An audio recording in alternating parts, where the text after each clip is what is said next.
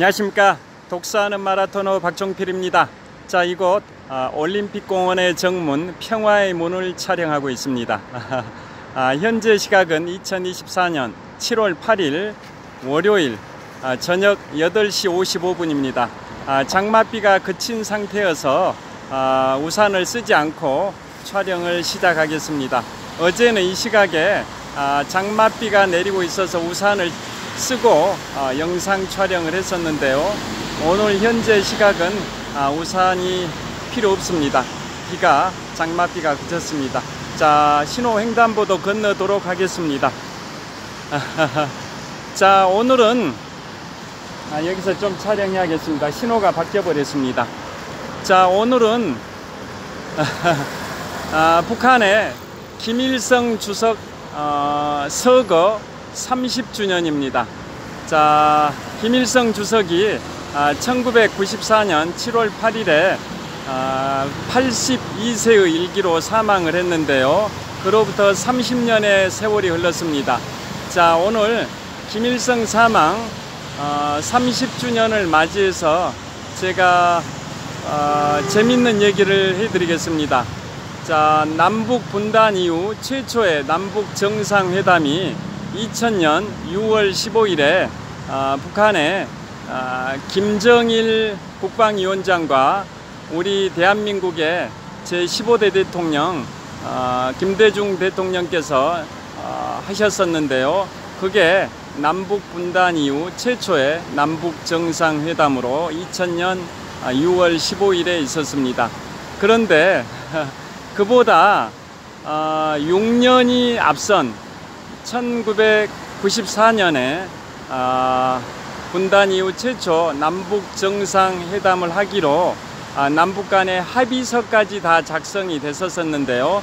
그게 1994년 7월 25일부터 7월 27일까지 2박 3일 동안 그 당시에 대한민국의 14대 대통령 김영삼 대통령께서 북한 평양을 방문하셔서 그 당시에 김일성 북한 주석과 남북분단 이후 최초의 남북정상회담을 하기로 합의서까지 다 작성이 됐었는데요.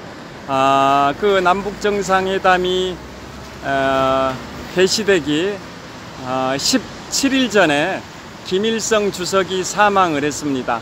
그게 1994년 7월 8일 김일성 주석의 사망이고요. 그로부터 30년의 세월이 흘러서 오늘이 김일성 주석 사망 30주년입니다. 제가 횡단보도 건너고 계속 말씀드리겠습니다. 화이팅!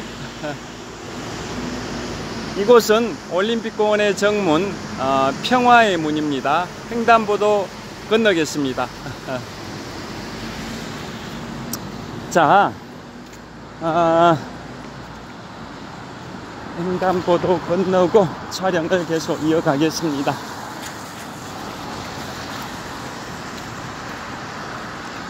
자, 다시 한번 올림픽공원의 정문 평화의 문을 촬영하고 있습니다. 자, 남북분단 이후 최초 남북정상회담은 대한민국의 15대 대통령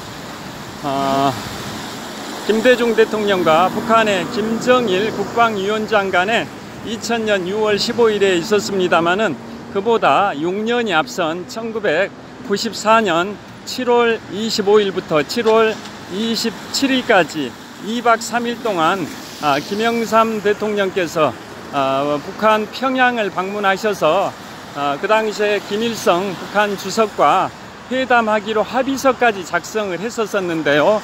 그런데 하늘의 운명이라는 게 김일성이 회담 시작하기 17일 전인 1994년 7월 8일에 82세의 나이로 사망을 했습니다.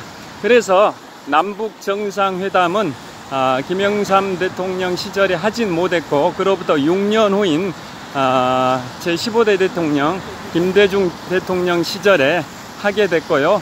자, 그래서 김대중 대통령께서는 남북 분단 이후 최초의 남북 정상회담을 성사시켜서 남북 간의 그 평화 무드를 조성하는데 기여하신 공로를 인정받아서 그해 12월, 즉 2000년 12월에 노벨 평화상까지 받으셨고, 그게 대한민국의 전무후무한 노벨상 수상이다라는 건 다 알고 계실 겁니다.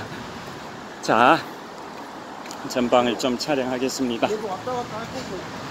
자, 그 당시에 남북정상, 김영삼 대통령은 잘 아시다시피 대한민국의 14대 대통령이시고, 경남 거제 출신이신데요. 서울대 철학과를 나오시고, 대한민국의 최연소 국회의원, 제가 기억하기로는 27살의 나이에 국회의원이 되셔서, 그 당시에는, 요즘은 뭐 그보다 젊은 국회의원분들도 많이 배출이 되는데요. 그 당시 과거 정치 시대에는 최연소 국회의원 27살의 나이인가 하신 걸로 제가 기억을 하는데요. 그 다음에 최연소 야당 총재, 최연소 원내대표, 다양한 타이틀을 갖고 계신 분입니다. 그 다음에 8선 의원이죠. 8선 의원, 국회의원에 8번 당선되신 대단한 정치 거물이셨는데요. 자, 1961년 박정희의 5.16 군사 쿠데타로 인해 가지고 군부 독재가 시작이 됐고, 그게 박정희 시대를 끝나고 그 다음에 전두환, 노태우 시절까지 계속 군부 독재가 약 32년 정도 이어지는데요. 그러다가 드디어 1993년 2월부터 1993년 2월부터 1998년 2월까지 제14대 대통령 김영삼 대통령 시절에 드디어 32년 동안의 군부 독재를 청산하고 드디어 문민정부, 군인이 정치를 하는 시대가 아니라 민간인이 정치를 하는 시대다 해서 군부 독재의 반대로서 문민정부라고 했었지 않습니까? 그래서 32년 동안의 군부 독재를 청산하고 문민정부를 수립하신 제14대 대통령 김영삼 대통령께서는 정권 초기에 엄청난 사정의 칼날을 휘두르셔가지고 부정부패를 일소하시고 많은 공적을 세우셨죠. 그런데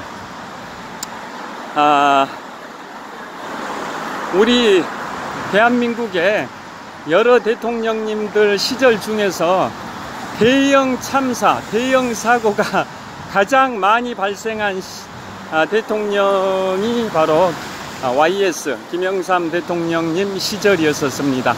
자, 그래서 이제 뭐 우스갯소리로 비아냥거리는 말로는 김영삼 대통령님을 뭐 무면허 운전사다, 또 김영삼 정부를 문민정부라고 하는데, 그것을 또 우스갯소리 비아냥거리는 소리로 사고 정부다, 대형 사고, 대형 참사가 많이 발생돼서 그러한 우스갯소리가, 비아냥거리는 소리가 생길 정도로 우리 제14대 대통령 김영삼 대통령님 시절에는 사고가 굉장히 많이 발생이 됐었습니다. 자, 그런데 오늘은 북한의 김일성 주석 사망 30주년을 맞이해 가지고 김영삼 대통령님께서 추진하고자 하셨던 그 분단 이후 남북 최초의 남북 정상회담이 성사되지 못했다라는 그런 내용을 먼저 말씀드리고, 그 다음에 김영삼 대통령님 시절에 발생했던 대형 참사를 말씀드리겠습니다.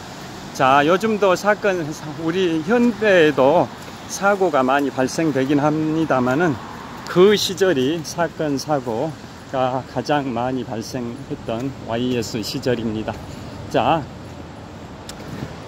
남북 정상회담은 기본적으로 미국의 제39대 대통령 지미 카터 대통령, 미국의 제39대 대통령 지미 카터 대통령께서 1977년 초부터 1981년 초까지 4년 동안 민주당으로 미국의 39대 대통령을 하신 분인데요. 자, 이분은 미국의 역대 대통령 중에 노벨 평화상을 받으신 분이 4분인데요.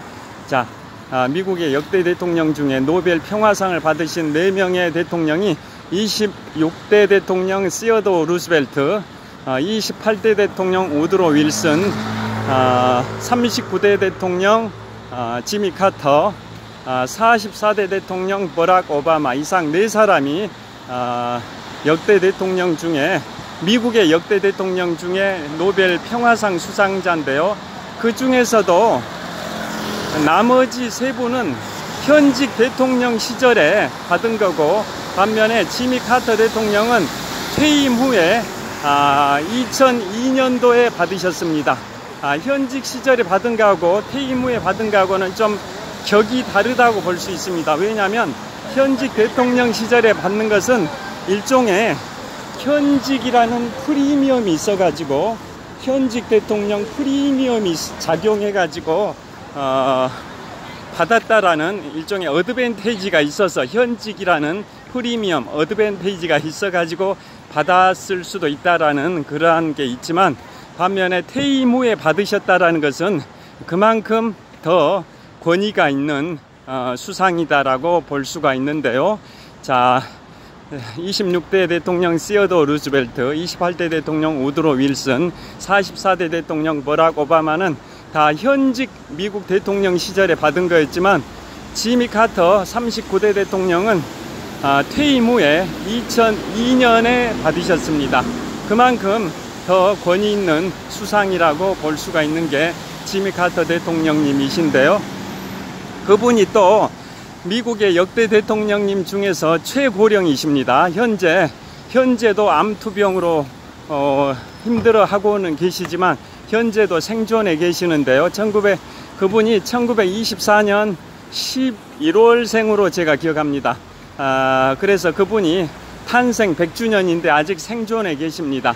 현재 암투병을 하고 계셔서 힘드신 상황이긴 합니다만은, 그래서 만 100년 동안 이제 올 가을이 되면 탄생 100주년, 100년 이상 살고 계신 분이 미국의 역대 대통령 중에 최고령, 최장수 대통령님이 39대 대통령 지미 카터 대통령님이신데요. 이분께서 1977년 초부터 1981년 초까지 4년 동안 미국의 39대 대통령을 하고, 그 다음에 이제 1994년 6월에 북한을 방문했습니다. 북한을 방문해가지고 김일성 북한 주석과 회담을 했고요. 그래서 1994년 6월 18일이면 김일성이 사망하기 딱 20일 전입니다.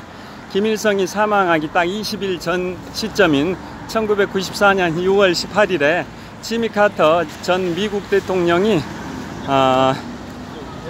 판문점을 통해서 서울로 들어와서 그 당시에 김영삼 대통령과 부부동반 오찬 회담을 하셨었습니다. 그게 1994년 6월 18일인데요. 김일성이 사망하기 딱 20일 전입니다. 자, 그 전에 북한을 6월 중순에 방문하셨던 지미 카터 전 미국 대통령께서 김일성의 친서를 가지고 오셨습니다. 그래서 김영삼 대통령께 이제 말씀을 드리기를, 김일성은 언제 어디서든지 조건 없이 남북 정상회담을 할 용의가 있다라고 김영삼 대통령께 그러한 의사를 전달해 달라고 지미 카터 전 대통령께 얘기를 했었고요. 그래서 1994년 6월 18일에 평양에서 판문점을 통해서 서울로 들어오신 지미 카터 전 미국 대통령님께서 김영삼 대통령님 부부와 오찬 회담을 하면서 그 뜻을 전했고, 김영삼 대통령께서는 그걸 수락을 하셨고, 그래서 남북 간의 실무진들이 마라톤 회의, 8시간 이상 마라톤 회의를 해가지고 남북 정상회담 개최를 위한 합의서를 작성을 했습니다.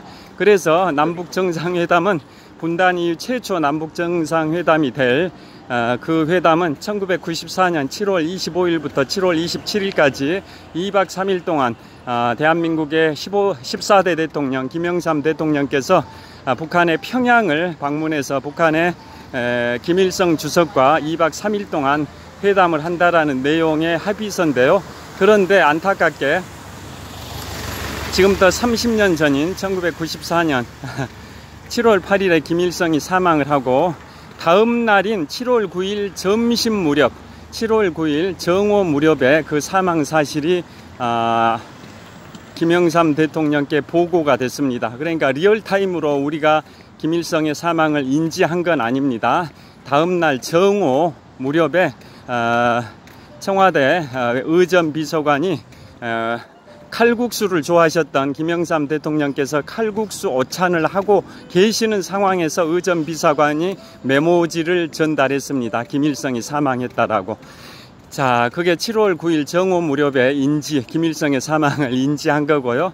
김영삼 대통령께서는 이제 김일성을 7월 25일부터 7월 27일까지 2박 3일 동안 북한의 평양에서 만나면 의제 두 가지를 전달하려고 했었는데, 첫째 의제가 남북 이산가족 상봉입니다. 두 번째 의제가 북한의 핵 개발 포기와 전쟁 포기를 촉구하는 것이었습니다. 그래서 그 분단 이후 최초의 남북 정상회담이다 보니까 매우 의미 깊은 상징성 있는 회담이 될 예정이었기 때문에 김영삼 대통령께서는 그 문구 하나하나를 고쳐 가시면서 면밀하게 준비를 하셨었는데요. 하늘은 그걸 돕지를 못해 가지고 맹자의 왕도론에 보면 천시 또 지리 인화라는 말이 있습니다. 맹자의 왕도론에 천시는 하늘천 때시, 하늘은 때가 있다. 하늘은 때가 있다. 천시. 그 다음에 지리, 땅의 이익이란 뜻이죠. 땅 지자 이기자 해서 땅의 이익, 지리. 그 다음에 인화, 인화는 사람은 화합한다. 인화, 사람인 화합하다 할 때 화자. 그래서 맹자의 왕도론에 나오는 천시, 지리, 인화 중에서 첫 번째 해당이 되는 그 천시를 이제 하늘이 도와주질 못한 겁니다.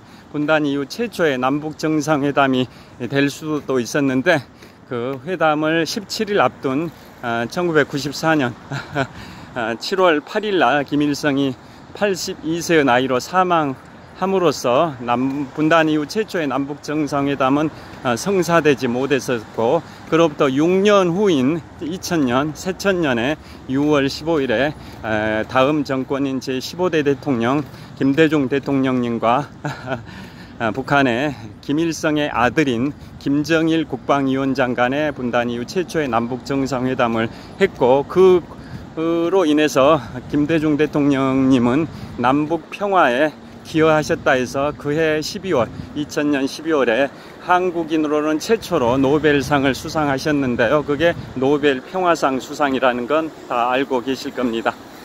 자, 그래서 오늘이 김일성 사망 30주년이어서 그러한 김영삼 대통령님과 김일성 간의 그러한 남북정상회담 날짜까지 잡아놨었는데 17일 전에 회담 17일 전에 김일성이 사망함으로써 그게 불발이 됐다라는 점을 말씀드리고요. 그 다음은 지금부터는 이걸 말씀드리겠습니다. 자, 요즘도 사건 사고가 자주 발생되고 있습니다만은 김영삼 대통령님 시절에 사건 사고가 가장 많이 발생됐습니다. 그걸 순서대로 좀 말씀을 드리도록 하겠습니다. 사고로 인해 가지고 부상자는 제가 빼고 사망자, 돌아가신 분들 사망자만 말씀드리도록 하겠습니다. 자, 우리 해방 이후에 많은 사건 사고 중에 자연재해로는 최대의 참사가 제가 기억하기로는 1950년대 후반에 태풍 사라 피해로 한 800명에서 900명 정도가 사망한 걸로 알고 있습니다. 1950년대 후반에 강력한 태풍 사라로 인해서 800에서 900명 정도가 사망되는 그 자연재해가 있었죠. 자연재해. 그런데 대형 참사, 대형 사고는 사실상 인재의 성격, 사람의 잘못으로 인한 재해, 자연재해의 반대인 인재에 가까운 게 대형 참사인데요. 자, 대형 참사가 김영삼 대통령님 시절에 가장 많이 발생이 됐습니다. 그게 김영삼 대통령님께서는 14대 대통령의 재임 기간이 1993년 2월부터 1998년 2월까지 5년 동안 14대 대통령으로 재임하셨는데요. 그 사고 일지를 제가 간단히 말씀드리겠습니다. 자, 롯데월드타워 보여드리겠습니다. 자, 롯데월드타워, 저 조명 있는 데서 보여드리겠습니다. 자, 이제 석촌호수. 보통은 제가 저 서쪽에 있는 서호 굴다리 위에서 많이 촬영을 했었는데요. 제가 비추고 있는 방향 서호 굴다리 위에서 많이 촬영했었습니다. 그리고 이 도로가 송파대로입니다.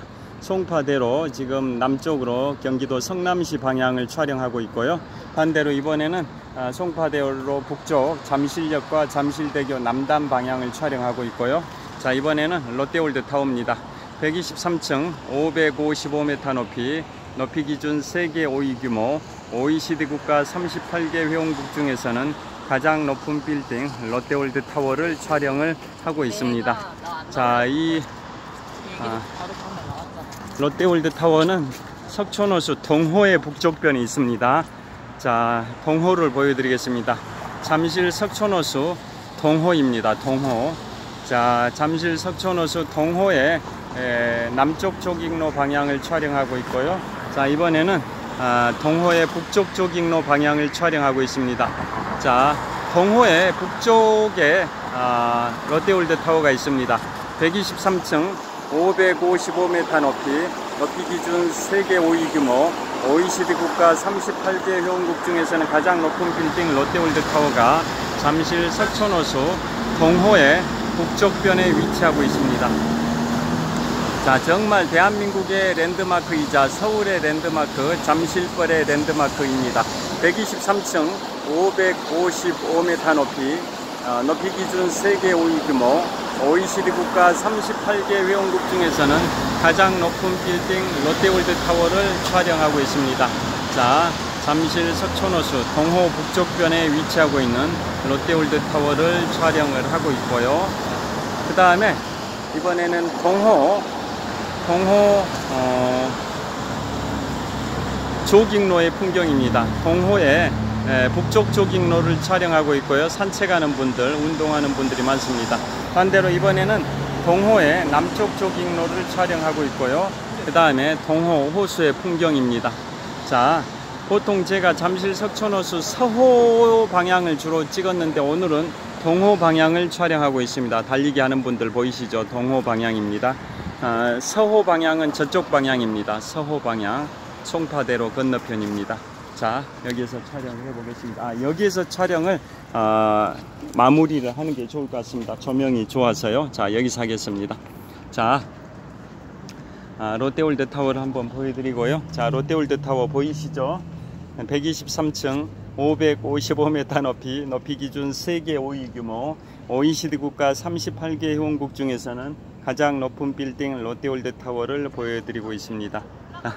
역광에서 잘 안 보였을 것 같긴 한데요. 자, 지금부터 김영삼 대통령님 시절의 사건 사고를 말씀드리겠습니다.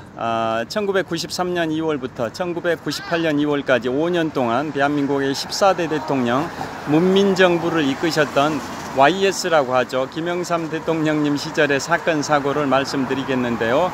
아까 말씀드린 것처럼 해방 이후 우리나라의 가장 큰 자연재해는 1950년대 말 태풍 셀마로 인해가 태풍 사라로 인해 가지고 800명에서 900명 정도의 사망자가 발생된 게 자연재해 중에 최대 참사로 제가 기억을 하고 있고요. 반면에 대형 참사 사고는 사람의 잘못으로 인한 인재의 성격, 자연재해의 반대인 인재의 성격이 강한 게 대형 참사인데요. 대형 참사를 지금부터 YS 시절, 김영삼 대통령님 시절의 대형 참사를 말씀드리겠습니다. 이 대형 참사에 관하여 말씀드리는 이유는 요즘도 사건 사고가 끊이지 않기 때문에 우리 국민들께서 경각심을 가지시도록 일깨워드리는 차원에서도 이걸 소개해드리는 측면이 있고요. 또 김영삼 대통령 김영삼 대통령님께서 남북 분단 이후 최초의 남북 정상회담을 시도하셨었는데 김일성의 사망으로 인해서 불발했기 때문에 오늘 김일성 사망 30주년을 맞이해 가지고 그 김영삼 대통령 시절이 생각이 나서 김영삼 대통령님 시절에 대형 참사도 떠올라서 말씀드리도록 하겠습니다. 첫째, 1993년 3월 28일에 경부선 구포역 북쪽 2.5km 지점에서 무궁화호 열차가 전복이 됐습니다. 그래서 78명이 사망을 했습니다. 그로부터 3개월 후인 4개월 후입니다. 그로부터 4개월 후인 1993년 7월 26일에 아시아나 항공기가 추락을 했는데요.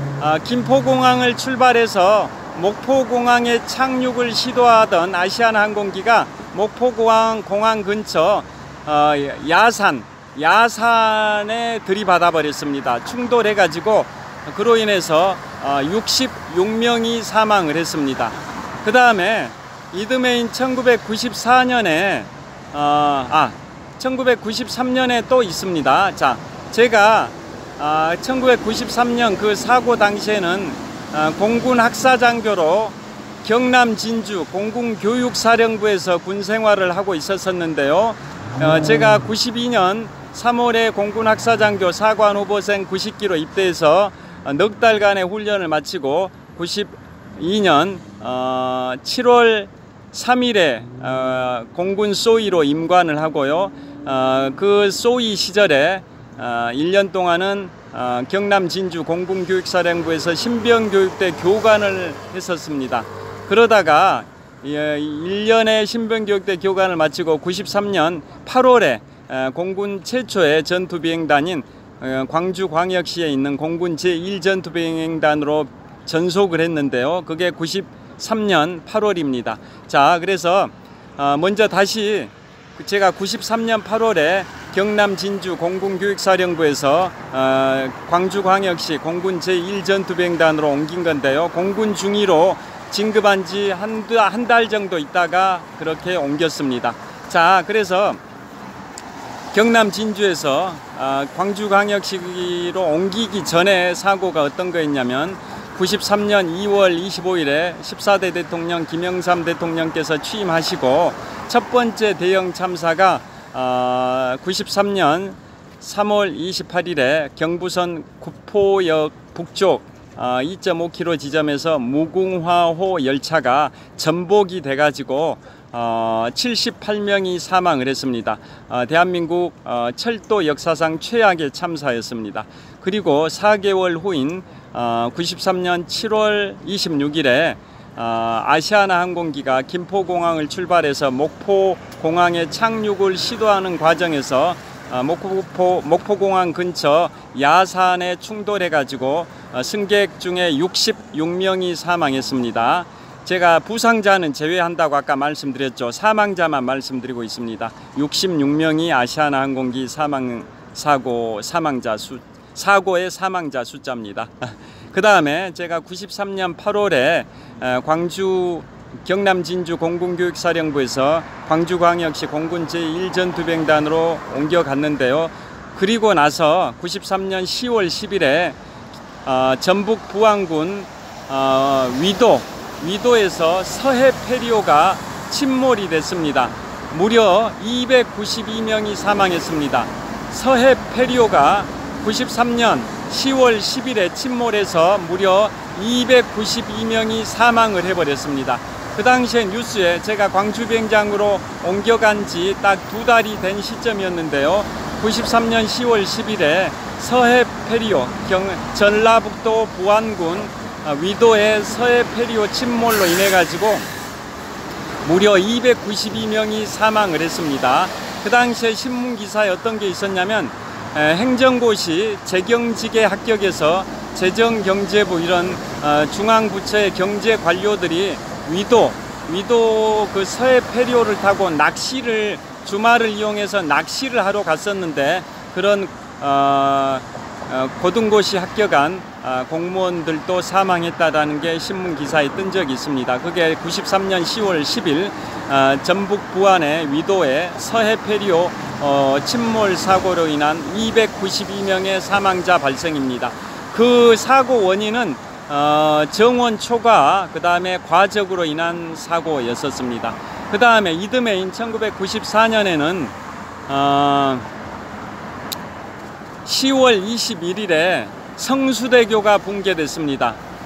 성수대교 1994년 10월 21일에 성수대교가 붕괴돼서 성수대교를 건너고 있던 승용차 2대, 봉고차 1대, 시내버스 1대, 이 4대의 차량이 추락해서 32명이 사망을 했습니다. 제가 광주비행장에서 제대하기 딱 1년쯤 전인데요.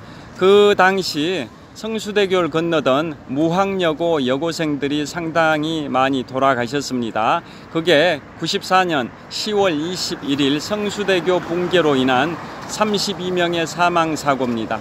그 다음에 그 결과 김영삼 대통령님께서는 대국민 특별 담화를 발표하셨습니다. 일종의 대국민 사과를 발표하셨습니다. 안전불감증으로 인한 참사가 계속되고 있다. 우리 국민들은 경각심을 가져야 된다라는 것을 일깨워 주시기 위해서 성수대교 붕괴 직후에 김영삼 대통령께서 대국민 특별 담화를 발표하셨는데요.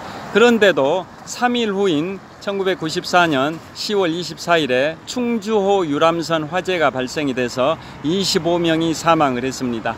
그 다음에 이듬해 1995년도 제가 공군 학사장교로 전역을 했던 그 연도인데요. 1995년 4월 28일에 대구 지하철 공사 현장에서 도시가스가 폭발했습니다. 그래서 101명이 사망했습니다. 그게 1995년 4월 28일 대구 지하철 공사 현장에서 도시가스가 폭발해서 101명의 사망자가 발생이 됐고요. 그로부터 2달 후인 1995년 6월 29일에 삼풍백화점이 붕괴됐습니다. 서울시 서초구 삼풍백화점이 건립된 지 한 5, 6년 됐었는데요. 건립된 지 5, 6년밖에 안 됐는데 1995년 6월 29일에 삼풍백화점이 붕괴돼서 무려 502명이 사망했습니다. 자, 우리나라 자연재해 중에 최고 사망자가 1950년대 말 태풍 사라로 인해서 800에서 900명 정도가 사망을 했는데요. 그 자연재해를 제외하고 일반 사고 중에 가장 사망자가 많이 발생된 게 바로 1995년 6월 29일 삼풍백화점 붕괴로 인한 502명의 사망자 발생입니다. 그것은 제가 공군학사장교 전역하기 딱 하루 전입니다. 하루 전에 공군학사장교로 1995년 6월 30일에 전역을 했는데요. 공군 중위로 전역하기 하루 전인 6월 29일에 삼풍백화점이 붕괴해서 무려 502명의 사망자가 발생이 됐습니다. 엄청난 사망 사고입니다. 자, 그러한 참사들이 김영삼 대통령님 시절에 발생이 돼가지고 역대 대통령님들 중에 가장 대형 참사가 많이 발생한 대통령님으로 기록이 남았습니다. 자, 그래서 아까 모두에 말씀드린 것처럼 김영삼 대통령님을 국민들 중에 일부가 비아냥거리기를 무면허 운전자다 또는 이제 문민정부가 아니라 32년 동안의 군부독재를 청산하고 문민정부, 민간인 정부가 들어섰다 해서 김영삼 대통령님 시절은 문민정부라고 하는데요. 그걸 비아냥거리기를 사고정부다라는 비아냥도 있었습니다. 그래서 아까 말씀드린 것처럼 성수대교 사망사고 32명 발생되고 첫 대국민 사과 발표가 있었는데요. 그로부터 1년 정도 후인 1995년 6월 29일에 삼풍백화점이 붕괴돼서 인재로는 가장 큰 사고가 발생되자 502명이 사망하자 또다시 대국민 특별담화 사과를 발표를 하셨습니다. 삼풍백화점의 붕괴 이유는 부실공사와 무리한 보수공사로 밝혀졌었습니다. 그리고 지금까지는 YS 정부, 김영삼 정부 시절의 대형 참사를 말씀드렸는데요. 가장 큰 또 사건은 바로 IMF입니다. IMF. 흔히 얘기하기를 1910년 경술국치 이후 최대의 국난이다라는 표현들을 합니다. 1910년 일본이 대한민국을 강제 병합을 했던 경술국치 이후 최대의 국난으로 평가되는 1997년 12월 초에 IMF 국제통화기금 앞 구제금융신청, 그게 1997년 12월 초인데요. 그게 김영삼 대통령께서 임기 만료를 약 한 2달 반 앞둔 시점이죠. 임기 만료를 약 2달 반 정도 앞둔 시점인 1997년 12월 초에 IMF 구제금융 신청이 경술국치 이후 최대의 국난으로 평가되는데요. 그래서 우리 경제가 엄청난 타격을 입었는데요. 그래서 대기업 중에서는 기아그룹, 한보그룹 등 대기업들이 무너졌고, 대그룹들이 무너졌고, 소형 은행 중에서는 대동은행, 동남은행, 동화은행, 경기은행, 충청은행 등 소형 은행들도 다 무너졌고, 수많은 근로자들이 일자리를 잃는 사태가 발생이 됐는데요. 그게 1997년 12월 초에 IMF 경제 위기였었습니다. 자, 그러한 역사가 있었고요. 그래서 이듬해인 98년 2월 25일에 이제 15대 대통령 김대중 대통령께서 취임하시면서 그 IMF 위기를 이제 극복하신 대통령으로 역사에 남아 있고요. 또 2000년 6월 15일에는 남북분단 이후 최초로 김대중 대통령께서 남북 정상회담을 성사시키셔서 노벨 평화상까지 받으셨었습니다. 자, 여하튼 오늘은 북한의 김일성 주석 사망 30주년을 맞이해서 그 김일성 주석이 사망하지 않았었다면 1994년 7월 25일부터 7월 27일까지 그 당시에 김영삼 대통령께서 북한을 2박 3일 동안 방문하셔서 김일성과 남북 정상회담을, 남북 분단 이후 최초의 남북 정상회담을 추진을 하시려고 모든 준비 태세를 갖추고 계셨었는데, 그 회담이 발생하기 17일 전인 1994년 7월 8일에 김일성이 사망함에 따라 그게 성사되지 못했다라는 그것 관련해서 제가 김영삼 대통령 시절에 대형 참사를 소개해 드렸습니다. 요즘도 사건 사고가 많은데요. 정말 사건 사고가 없는 그런 대한민국이 되기를 염원해 봅니다. 자, 현재 시각은 9시 33분입니다. 현재 시각은 2024년 7월 8일 월요일 저녁 밤 9시 33분입니다. 자, 시청해 주셔서 감사합니다. 평안한 밤 되시고요. 사건 사고가 없는 그러한 대한민국이 되기를 빌어보겠습니다. 시청해 주셔서 감사합니다. 화이팅! 자, 잠실 석촌호수 동호를 촬영하고 있고요. 동호의 북쪽 조깅로를 걷는 시민들의 모습이고요. 이번에는 동호의 남쪽 조깅로를 걷는 시민들의 모습입니다. 그 다음에 동호의 북쪽변에 있는 롯데월드타워를 마지막으로 보여드리겠습니다. 123층 555m 높이 기준 세계 5위 규모 OECD 국가 38개 회원국 중에서는 가장 높은 빌딩 롯데월드타워가 잠실 석촌호수 동호 북쪽변에 있고요. 반대로 지금 비추는 송파대로 건너편에는 서호가 있습니다. 서호. 제가 주로 저 서호 굴다리 위에서 많이 촬영했는데, 오늘은 동호 굴다리입니다. 동호 굴다리 위에서 남쪽 방향, 경기도 성남시 방향을 촬영하고 있고요. 자, 이번에는 동호 굴다리 위에서 북쪽 방향, 잠실대교 방향을 촬영하고 있습니다. 자, 여기서 촬영 마무리하겠습니다. 자, 이곳 잠실 석촌호수는 제가 2002년 3월 1일 3일절에 마라톤을 시작해서 오늘 2024년 7월 8일까지 무려 22년 4개월 일주일 동안 마라톤 훈련을 해온 공간이고요. 조깅로의 폭은 한 5, 6m 되고 조깅로는 우레탄으로 포장되어 있어서 무릎 충격을 완화시켜 줍니다. 자, 이곳에서 제가 22년 4개월 일주일 동안 마라톤 훈련을 하면서 42.19km를 101회 완주했고요. 연평균 풀코스 완주 횟수는 4.6회고요. 누적 훈련 거리는 지구 한 바퀴 4120km에 약 68% 정도에 해당되는 28,000km 정도를 달렸으니까 22년 4개월 일주일 동안 일평균 훈련 거리는 3.4km입니다. 그래서 22년 4개월 일주일 동안 매일 평균적으로 석촌호수 1.5바퀴씩 달려왔습니다.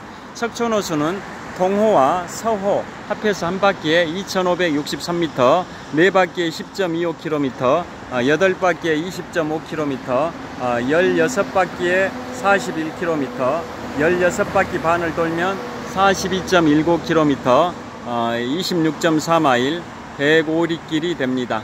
자, 그리고 생애 최초 풀코스 마라톤도 제가 이곳에서 마라톤 입문 2개월밖에 안 된 시점인 2002년 5월 1일 근로자의 날 때 이곳 석촌호수 16바퀴 반을 4시간 16분 동안 달림으로써 생애 최초 풀코스를 완주했던 공간이 이곳 잠실 석촌호수이기도 합니다.